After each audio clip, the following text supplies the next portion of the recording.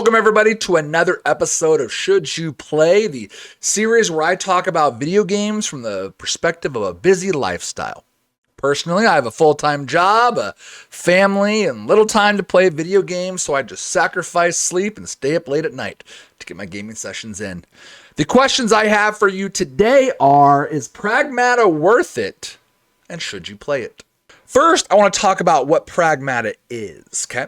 You are an engineer, Hugh Williams, for the Delphi Corporation, and your task is to investigate why a lunar facility has stopped working. Like all mysterious settings, the situation turns immediately bad once a moonquake wipes out Hugh's support team. Hugh, being the only survivor, is aided by a childlike android named Diana. Throughout their journey, Diana uses her hacking abilities to help Hugh fight EDIS, which is the station's rogue AI system. While trying to solve the mystery of the lunar station's decline, they protect one another and start to develop a father-daughter-like bond. As the story unfolds, Hugh and Diana realize that there's more to the story than they initially thought, and uses the dead filament, right, that could have long-lasting negative implications. I want to first go on, there's like random dog hair all over my thing. I want to first talk about what the game does right. The initial draw for me was the relationship of Hugh and Diana. Being a girl dad myself, the interactions between these two characters and the relationship that they build is just tugged on my heartstrings, right? And seeing it, I wanted to experience that dynamic in the video game.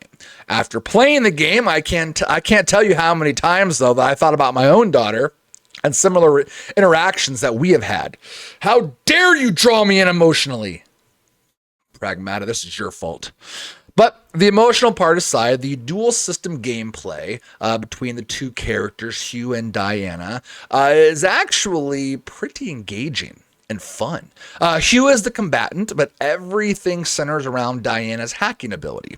Now, it's a constant mini game where you're building perks and triggering reactions as you are constantly just playing Snake. If you've had the old Nokia phones, you guys know exactly what I'm talking about. You're my people. But at first, I was torn with this gameplay. I played it, I understood it, but the more I played it, the more I began to understand the mechanics and understand how to put the perks in there and how to put the triggers in there, right? I began to love it all that much more. You had to dodge attacks while hacking the enemy board and then attacking all at the same time. It made the fights actually engaging and interesting. And throughout the game, they continually threw, different types of monsters at you. So you're always hacking and you're always in combat, but it's always evolving. It's always in a different way. They react differently. They do different things. The hacking board is a lot more intricate. It's just very interesting as the game progresses. The visuals were another positive for me. The game looked beautiful. It ran perfect for me. I'm playing on PC and I only have a Ryzen 7 5800X and a 3080. So definitely not the top of the line rig by any means, and it still ran great for me. Last thing I want to talk about that I loved about the game, I really enjoyed about the game, was the hub system. Central Hub is where you kind of do all of your upgrades. You talk to Diana, you run simulations. Those are like training missions where you do upgrades and things like that. You can decorate it with collectibles that you find out in the world, and you build it up, through these memories or these Earth-like interactions or these Earth-like things that you're teaching Diana along the way. And you can kind of see like RC cars along the hub, or little balls rolling around the hub, or she makes you pictures. It gets decorated from this father-daughter like bond, throughout the game. And it's really wholesome, really enjoyable. And I like that mechanic of it, that aspect of it, right?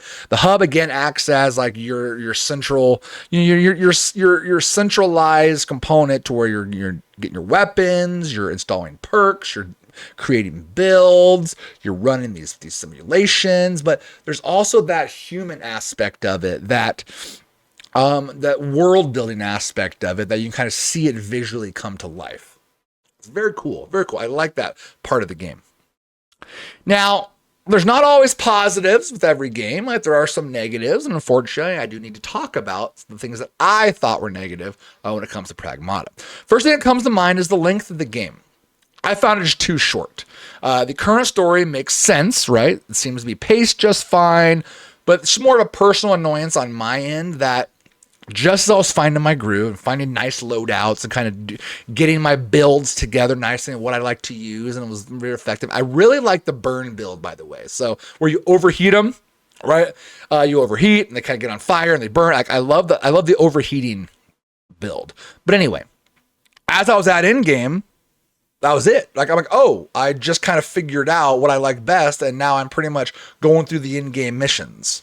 I wish there's about 3 to 4 more hours of gameplay that they could have fleshed out the story with that. They could have added so much more depth to that, and it could have made it a little bit more engaging in that regards. But again, the story was great. It was just too short for me, so I wish they would have done a little bit more with that. Another negative that I thought that I should add comes from a lot of other reviewers of the game, and they said that the dad game, right, that forced companionship between Hugh and Diana was just unnatural, right? Hugh kind of opens up immediately, even though he's not really a fan of AI. And then there's very little friction or relationship struggles. Like Diana is just friendly right off the bat. You're like, hey, I'll do anything for you right off the bat. Hugh was like, who are you? Okay, I love you. Like pretty much, you know what I mean? There was no sense of like earning that connection or anything like that, right? Which I get it.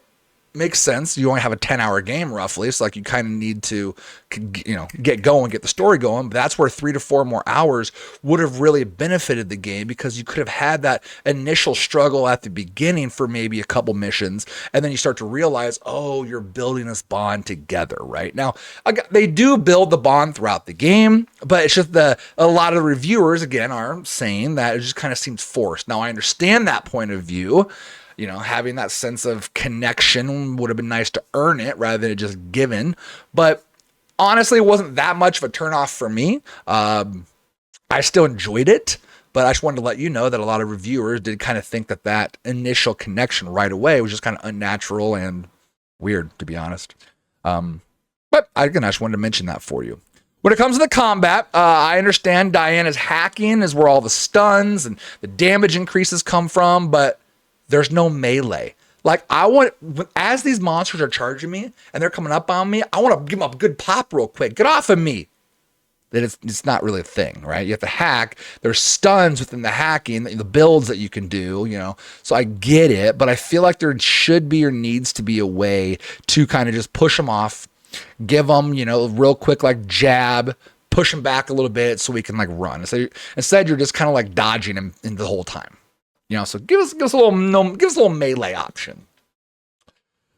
That all being said, all of those things combined, I'm going to come back to our original question. Should you play Pragmata? The game is broken down to 6 main chapters, which will take you roughly about 12 hours to beat, give or take. On a busy schedule, the majority of the game will be playable because there's a lot of fast travel points kind of sprinkled all over the map. Now, there are some boss fights, there are some levels that do get rather spacey, but overall, you can always backtrack to a save point, or there's a save point not too far ahead in the level to where you can kind of make it out. If you're kind of pressed for time, you got like 20 minutes, you want to pop in, try to play a little bit, and then pop off. So you can absolutely do that on a busy schedule. The combat roped me in. Again, at the beginning, I was a little iffy, but it really grew on me. I learned to love the combat in the game. It's different. It's engaging. The family dynamic obviously tugged on my heartstrings. If that's not your cup of tea, then that's fine. But for me, being a girl dad, watching that unfold on the screen, I kind of really, really connected with it a lot more than most probably will. So I will say, in my opinion, I will give it a definitely check out. 100%. The shorter story may appeal to you, but if you feel like it's maybe too short, then just wait for a sale, right? Wait for it to go on sale, 20% off or whatever, and then it'll be absolutely worth it at that point. Like I'm kind of recommending it at full price, let alone if there's a sale, 100%. But that's all I have to say. I didn't want to spoil too much or give too much away, but I at least wanted to give my comments on it, the should you play aspect of it. Let me know in the comments below what you think of the game, what you liked, what you didn't like. Let me know in the comments below what you liked about my review and what you didn't like about my review. Also, if there's any other games that you're interested in me checking out here on the channel, pop that in the comments below as well. Thank you for watching. Please hit the subscribe button, the bell notification icon, and we will see you in the next one. I appreciate you.